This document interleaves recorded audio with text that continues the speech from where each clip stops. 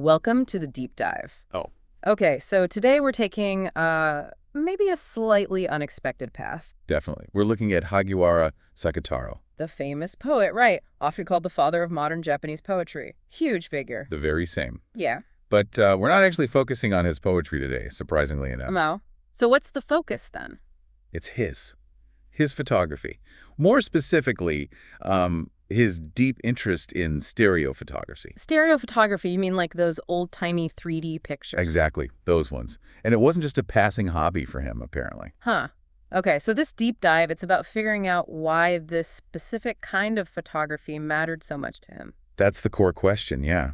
Why did this groundbreaking poet get so fascinated by what a lot of people back then just saw as a toy? And we have some specific material to go on. We do. Our main source is an essay he wrote himself in 1939. It's called My Camera, published in Asahi Camera. Asahi Camera magazine, okay. And it's pretty much the only thing he wrote about stereo photography that survived.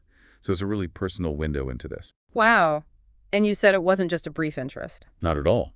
His daughter, Yoko, she remembers him getting his first camera way back in 1902. He was still in junior high. 1902, that's early. Right. And by 1903, he was already taking 3D landscape photos. No way. Yeah. And apparently, even when he was near death in 1942, he kept some of his stereo photos right by his bedside. Okay, so this was clearly a lifelong passion, deeply important to him. It really seems that way. Which brings us back to that question.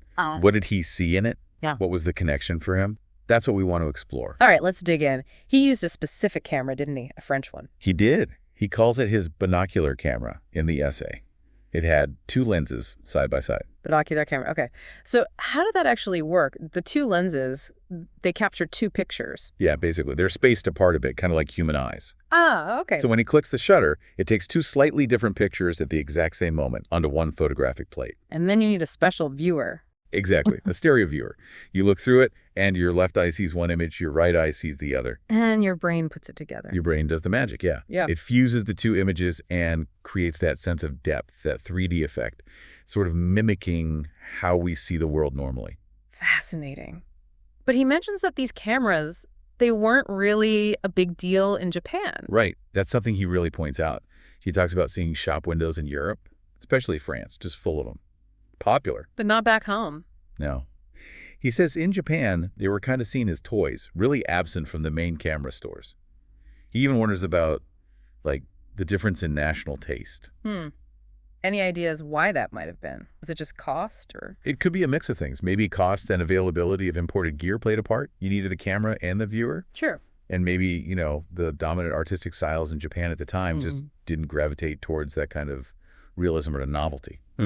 Sakutaro himself mentions that even earlier in the Meiji era, some bigger stereo cameras were imported but never really took off. So the interest just wasn't there in the same way. Seems like it.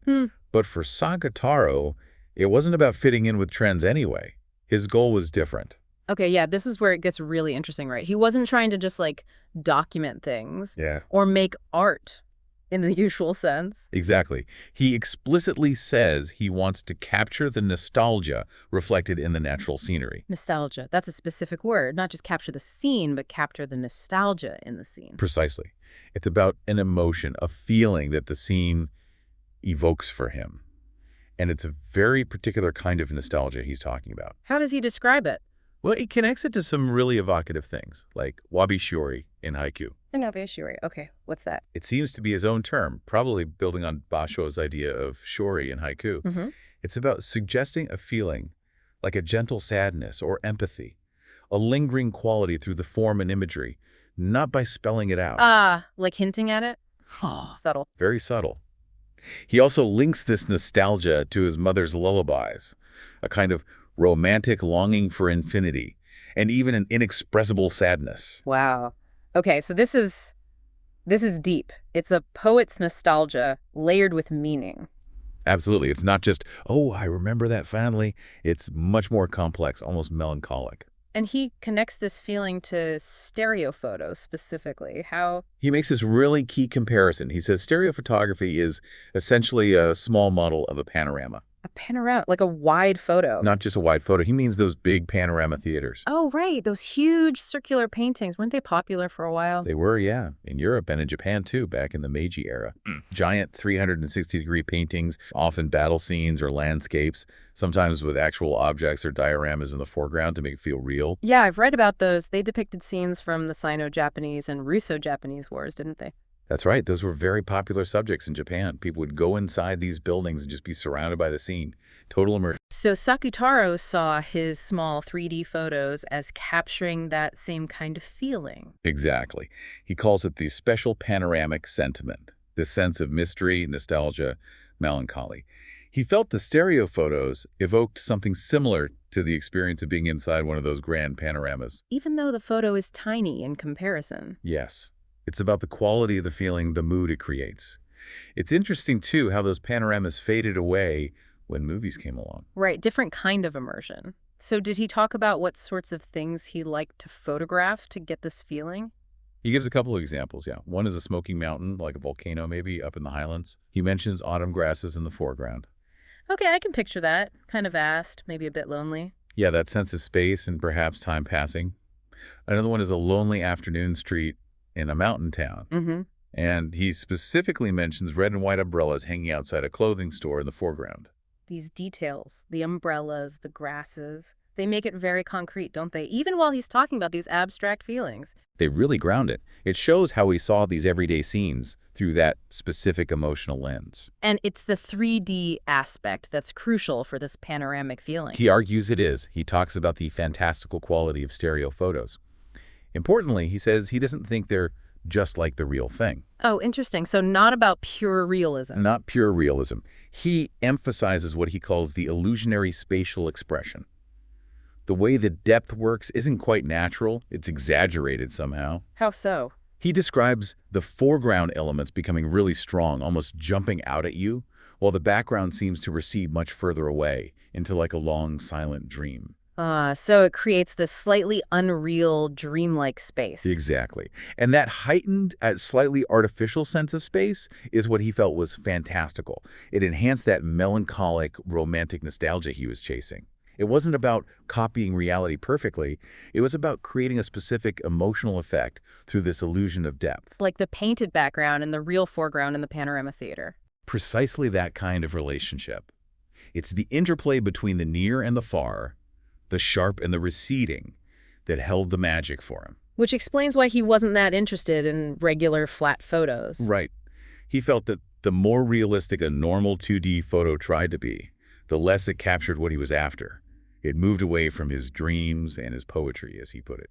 Because his feeling, his nostalgia, was tied specifically to that sense of three-dimensional space. Fundamentally, yes. The depth wasn't just a feature. It was essential to the emotion he wanted to capture and convey. It's actually quite sad when he talks about the war years, isn't it? How it affected his hobby. It really is. He laments how the special film and the dry plates needed for stereo photography stopped being imported. Because of the war with China, starting around 1937. Yes, the Sino-Japanese War. Imports dried up, things got scarce and incredibly expensive.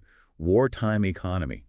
He notes the materials were already hard to get, but the war made it impossible. And then his camera broke. Yeah. The timing was just terrible. His beloved French camera broke, and he couldn't afford a proper replacement. He mentions getting only a cheap toy version later. Ugh.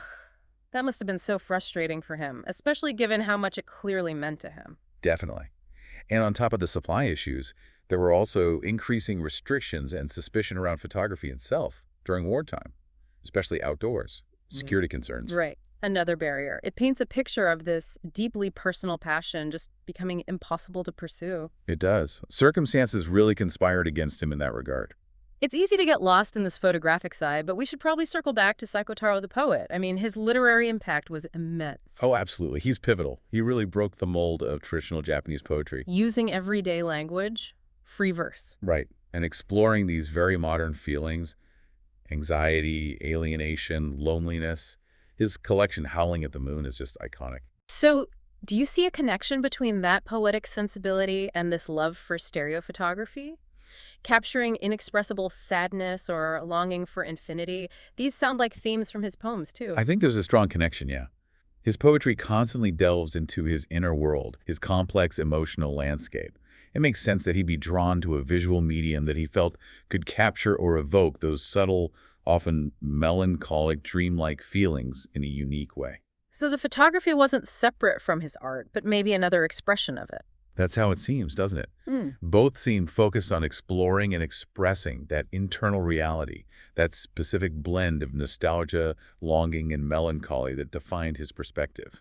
So wrapping up this deep dive, it really feels like Sakutaro's love for stereophotography wasn't just some footnote. No, not at all. It seems deeply woven into his artistic vision, his way of seeing and feeling. He found something unique in that 3D effect, a way to grasp this very specific personal nostalgia that was so important to him in his work.